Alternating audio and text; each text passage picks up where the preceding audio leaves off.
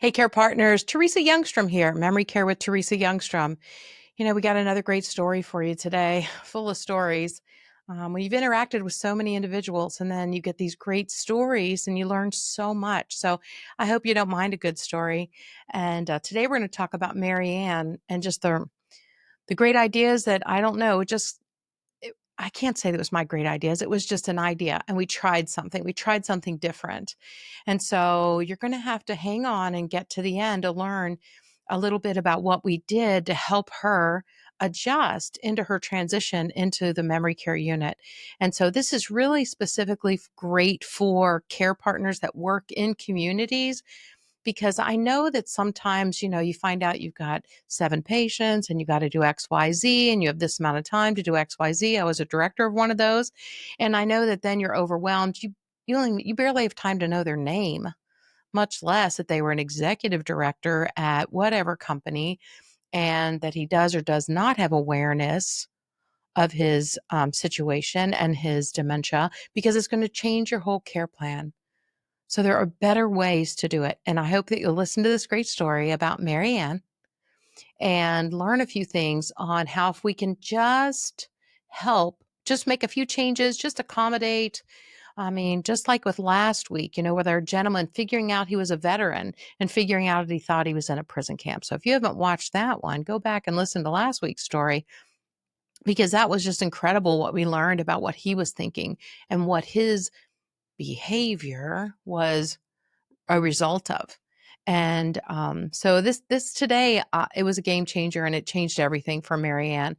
So one day, I'm heading into a memory care, and as I get off the elevator and come around onto the unit, and there's a woman standing there. She's probably early 70s, looks as sharp as you and me. All right.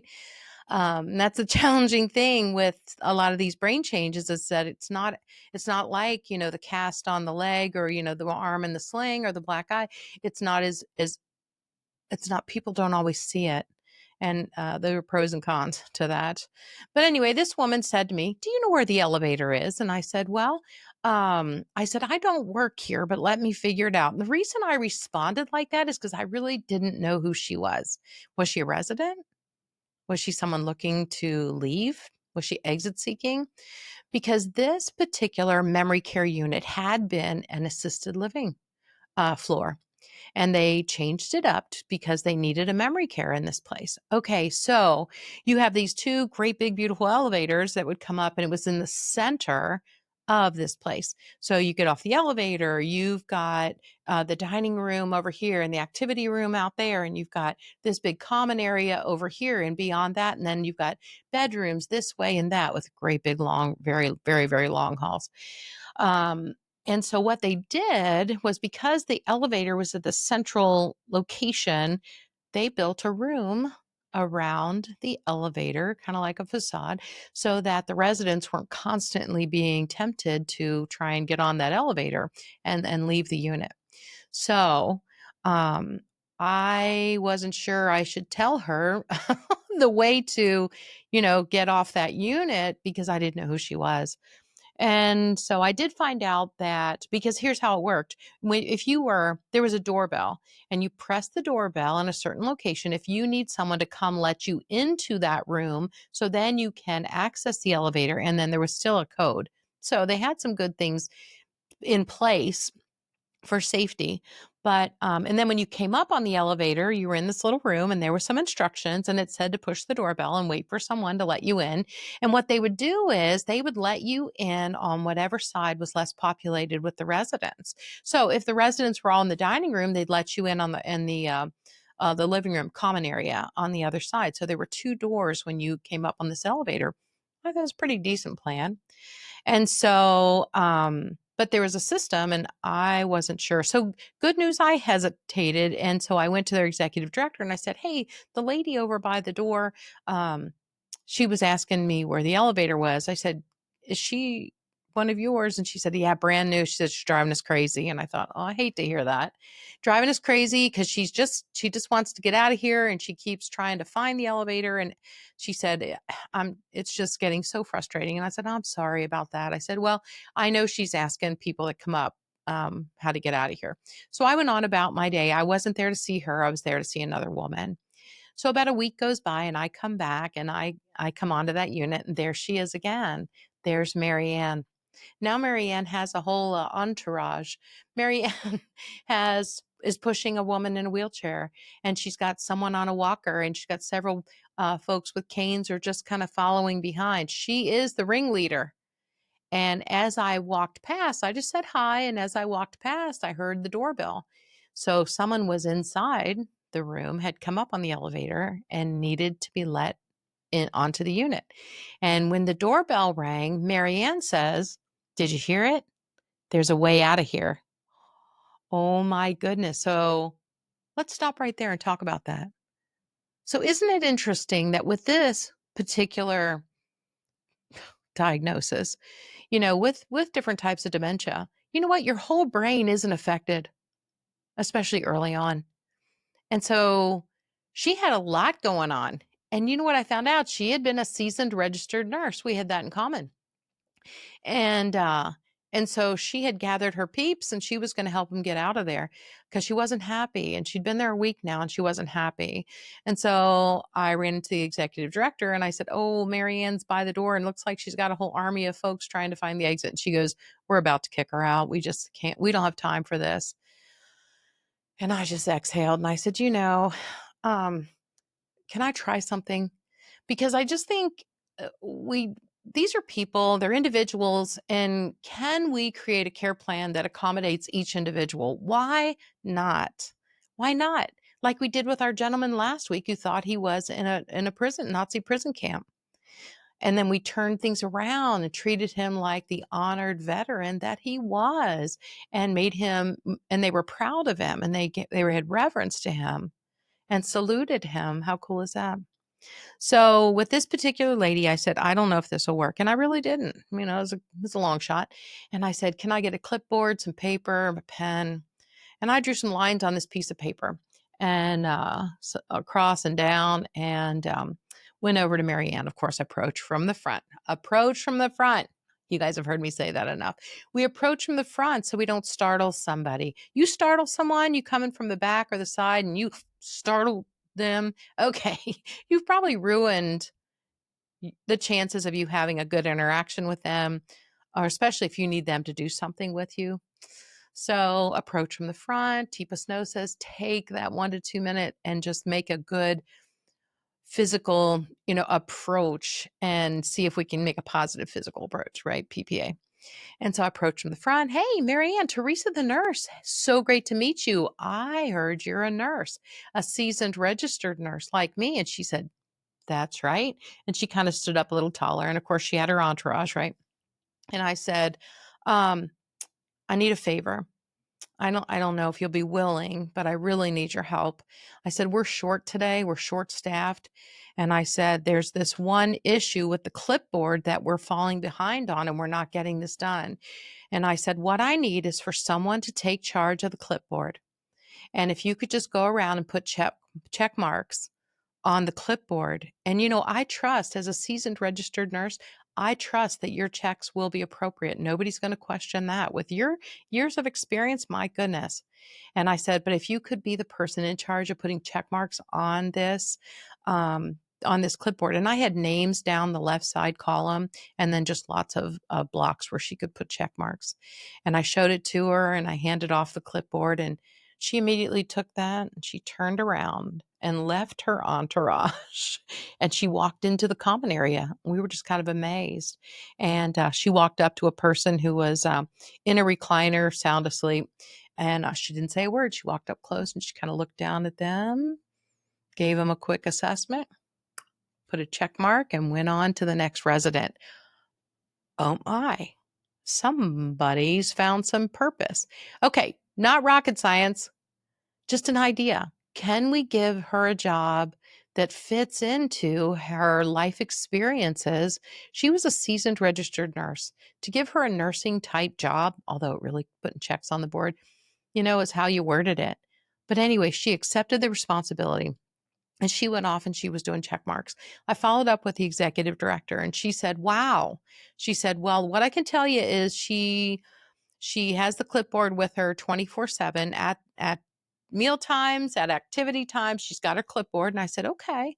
And I said, are you praising her at night when you come to take the paper and give her a new sheet of paper with new names and new check marks or new boxes to check? And she went, oh, yeah, yeah, yeah. She said, and I said, I hope we're praising her and making this so worthwhile to her that she feels purpose. I said, I really think she'll maybe adjust better if she realizes if we can treat her like a volunteer and less like a resident, because in her mind's eye, she didn't need to be there. And that's why she was exit seeking. She needed to get out of there. She had places to go and people to see, and she didn't need to be there. And so we needed to give her purpose. And so frequently, just asking someone, can you help me? Gosh, I really need your help. I know you're good at this.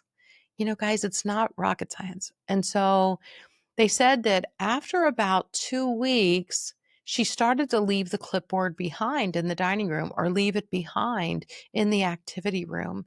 And so it took a couple of weeks using the clipboard for her to kind of settle into a good routine of the memory care and what the activities were and what she participated in and what her roles were. And they continued to treat her like a volunteer. Okay. Do you think that's hard? Do you think that's lying?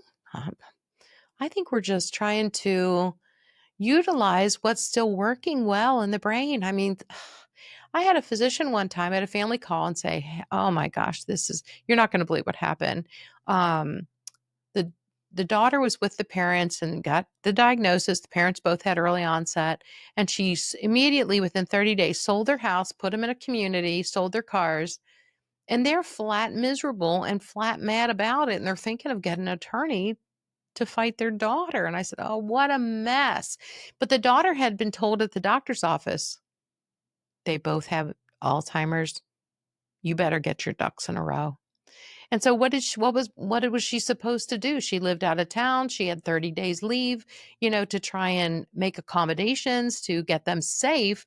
And a lot of times we think that if we put them somewhere, then check that box and we're done. And these are people. These are people, guys, and they have feelings and they have lives. And, there's so much that can still be very, very functional. And when you have two people in a home that are functioning, what if we just kind of button up the parts where they need help? I mean, maybe the housekeeping is falling away, and maybe we come up with some kind of plan to do that. Whether it's family members helping or whether we hire someone, every situation is going to be different, and whether they have funds for that. Maybe the family has to do that because they don't have funds for that. But how do we come alongside and accommodate? Is it time for cameras just to make sure that nobody's on the floor overnight? And we can have an idea in the common areas, in the kitchen, in the hallway, in the family room, by the front door. We can see who's coming and going in the daily, day of activities. But yet, if they're still able to, a lot of folks get to the point where they're not really cooking much, but they're microwaving their meals. And so we make sure they have those available. But someone's coming in doing a little detail cleaning, so we're not attracting the ants, mice, or anything. I've had to deal with that in some locations. Um, or maybe they just need someone to do the laundry or maybe we need to bring the laundry upstairs. Maybe their laundry's in the basement and they should not be doing those steps anymore. Accommodation. How do we come alongside and still serve? Um, and because I don't know about you, but this is not pancreatic cancer or lung cancer. This isn't over in 3 months. Okay, 3 to 6. You get a diagnosis of some type of a dementia where we have more than 120 diagnoses. It could be a lot of different things with a lot of different specifications. Are they, how's the short term memory? Is it good? Is it not good? Are they tracking with you? And then other times they're delirious, and they're a danger to themselves. Do they have Lewy body? Are they falling? All of these things take time and to come alongside. And how do we accommodate these individuals, these people, these loved ones? Not these people, these loved ones. How do we accommodate each one's situation? I know my mom's situation is different from my dad's. My mom was wheelchair bound early on. And so we had to have different type of helpers. You can't just have companion care if we need gait belts and transfers and eventually Hoyer lifts and those type of things. My dad is up with a walker, still a fall risk. Still got to be careful of these things. We got to keep the areas clean where he pushes his walker, and so he's not going to have a fall. We hope, because falling, breaking a hip, or being flat on your being bedbound, and the pneumonia sets in. Those are the common ways these folks pass, and I just want to try and protect them as best we can from those situations. And so everyone's going to be different. Can you accommodate their individual needs? And if you need help, if maybe you don't live in the town, there are geriatric care managers in a lot of cities now that you can hire. It's kind of like having that extra daughter. And they go over, they check on mom and dad, they make sure they've got plenty of food, or they order some or pick up some. They make sure they have prescriptions or they pick those up. They can take them to their doctor's appointments. What? Yeah. They can take them to their doctor's appointments, set up their medi-sets. There's lots of cool things they can do. You can have visiting physicians, and typically it's a nurse practitioner or a physician's assistant. And instead of needing to go, if they're having trouble with, getting out of the house, or maybe, getting into and out of a car, things like that. Maybe they have steps out front, whatever.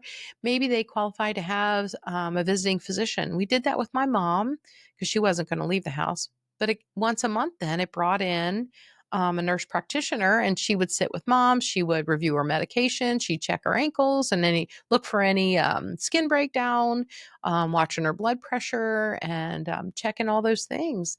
And it was so great. Now, initially, of course, my mom didn't think she was sick. She didn't have any awareness. My dad has more awareness that he is somewhat forgetful, but not as he doesn't realize he's as challenged as he is.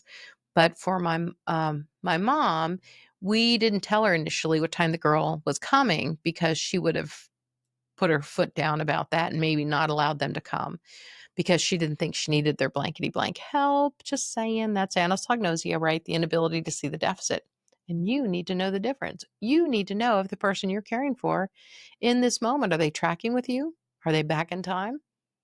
Do they think they're superwoman and they don't even see the wheelchair or the brief that they're wearing? And they don't need any blankety blank help, because there are different care plans for those different situations. I can help you with those things. But, um, you know, every situation is just plain going to be different, and how we accommodate and bring in help. So mom had the visiting physician for a while, and and she had that for a couple of years, and then hospice after that. And hospice was wonderful too, guys, because they got to meet the criteria, because Medicare is going to pay for that, and they have to be finished with any treatments. So we're no longer going for um, treatments, like even going for PT or OT or things like that. We got to be done with treatments, chemo treatments, things like that. If we're going to bring in hospice care, because Medicare is going to pay for one or the other, but not both. Now, if they fall and break a hip, need to go to the hospital and have surgery, we pop them out of hospice care back into regular medical care. We get the procedures done, and then they can go back into hospice care when they come home. That's all doable, and that's okay. That doesn't break anybody's rules or anything. It's all good. But hospice care is so great because it does bring a nurse into the house, and sometimes twice a week, and she's going to maybe set up the medi-set. She's going to watch the medication. She's going to do a physical assessment, look for where someone might be declining. Maybe they're getting more congestive heart failure. Maybe their ankles are getting worse. They're getting shortness of breath, and now they need oxygen in the home, which they provide. And they provide all the equipment. What if we need a bedside commode or a walker or a wheelchair or a hospital bed? They accommodate those things, and Medicare pays for that. Your tax dollars have paid into that, and it's so great that in America we have the ability to provide that for our individuals. But let's go back to Marianne. Marianne was a seasoned registered nurse who didn't really see her deficit and didn't see her disease, and she didn't need to be in that place. And she was smart enough to figure out they had a system. They had a system with their elevators. They had hidden elevators, and she knew there was a way. She was very smart. She was very aware. She could hear well. She could see well. She was up physically. She was up and about. And she was willing to round up the team to help them find the way out too. So she's still a caring person. but she needed a job.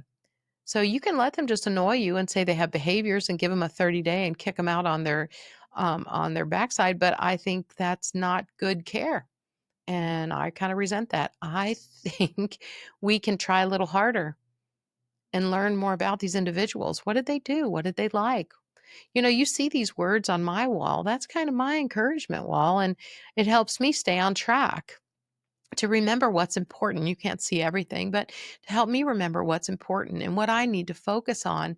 And you can purchase stuff like that and put over the bed of your person in their memory care on the wall, and things like, "This is Mary Ann Smith. She's a seasoned registered nurse. She doesn't she's willing to volunteer. She's a great volunteer." And maybe we have several of these boards that just give them clues as to the best way to care for her. She likes to be called Mimi. How about that? How about adding in familiarity? Because you and I both know that a lot of those caregivers are rushing in and they're rushing out. Don't think that they're reading the care plan before they go take care of your person. Who's got time? They've got to do 14 things, and they've got 8 patients to do 14 things in the next 8 hours. I know that because I've been there. All right. And yes, there's a nurse around. Um, but for the most part, and are you getting the same caregivers? How's the continuity of care? That's so important. Look into that before you transfer someone in. I mean, it's not perfect. It's never perfect. People get sick. I get it. We got to hire new people. I get it. But continuity of care is so important. But what if you could provide extra information about your person, your loved one? Mr.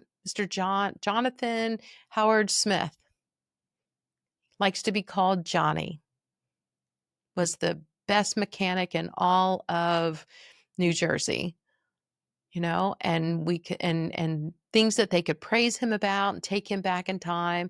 Was a war veteran in the Korean War. A hero. He's a hero. And please remind him he's a hero. Things like that. How do we bring the good in instead of just labeling someone as a inconvenience or an annoyance, or they're just having behaviors? I want you to dig deeper, you guys. I hope this story encourages you to dig deeper, learn about people, learn their likes and dislikes, learn their loves and what upsets them. I think it's good to have a list of things. If you have caregivers coming in, you need a binder there where your caregivers can see these are the things that mom loves to do, and have you talk about what she loves to eat, what she loves to, she loves watching the birds in the bird feeder, but please don't get a puzzle out. That'll make her crazy. And some love them and some don't. But wouldn't it be great to know ahead of time? Or if she's sad, get her that pink sweater. It reminds her of her mom. And little things like that can add to great care, not just mediocre care, add to great care. These are people. My goodness, I'm finding better accommodations for some of your pets out there. That's not right. These are people. Someone's mama, someone's dad, someone's aunt or uncle, someone's grandpa, papa. Poppy and Meemaw, right? I'm moving into that season. And it's so great when these little people call you Meemaw. And so in my senior years, that's probably what I'm going to want to be called. We'll see. Anyway, so let's take the time. Dig a little below the surface, find out more about the person you're caring for. Or if you're the person who's admitting your loved one into a community, make sure they understand the highlights. These are the great things they love. This is what they don't love.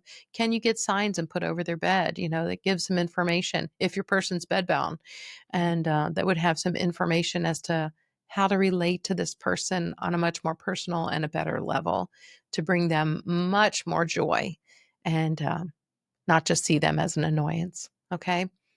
All right, you guys, please like and share and subscribe. This is Teresa Youngstrom. Our company's a better approach to memory care. We do consultations, we do podcasting, and on our YouTube channel, our Spotify channel, or you can find us all over social media. There's lots of great information, free information out there for you. And so I hope that you will share it out there. That helps us so much. If you can like below, that would be great. If you can watch the next podcast, that would be great. That helps us immensely. So if you need me, you know how to reach me. Teresa at teresayoungstrom.com. And as always, keep in mind, you got this.